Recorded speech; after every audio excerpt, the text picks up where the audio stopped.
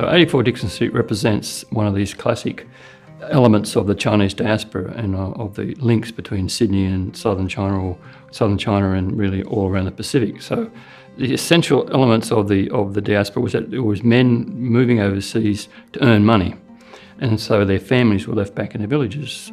These were men that were overseas, away from their families for years at a time, and the families often lived from hand to mouth, so getting money, regular money back was very important to them. And a core element of that was gold mountain shops or goldfield shops. People could go in there, hand money over the counter, get a letter written for them. The letter and the money would then be sent back by a series of stages to ultimately end up in the hands of their mother or their wife back in the village, no matter how remote that was. So the Guanghuachong represents a store specifically for the Zhongshan people, or the Lungdu people. So it had to be people of your own clan or your own group or your own dialect group. So it was no good, it wasn't going to get you to Kaiping or any other place. It was going to get you specifically to a group of villages near where you came from. And the letter would be given to an actual letter courier who would then go out into the villages and hand it over, or perhaps the wife or mother might come into Sheki to do shopping and they would attend the store and pick up the letter. And then a return letter would be written back. Whether they're literate or not, there would be a scribe at the store to write the letter. The letter would then come back through Hong Kong, back to Sydney, and then the market garden on a Sunday off or whatever, would come into town and go into the store. There would be a letter rack. He'd pick up the letter and find the return letter from his wife or mother telling him what was going on.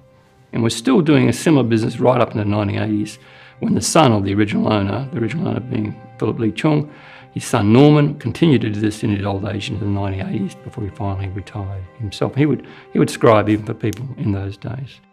When this money turned up, it might be the equivalent of £5 or £10, but that would be enough for the family to survive for another 6 months or a year or more.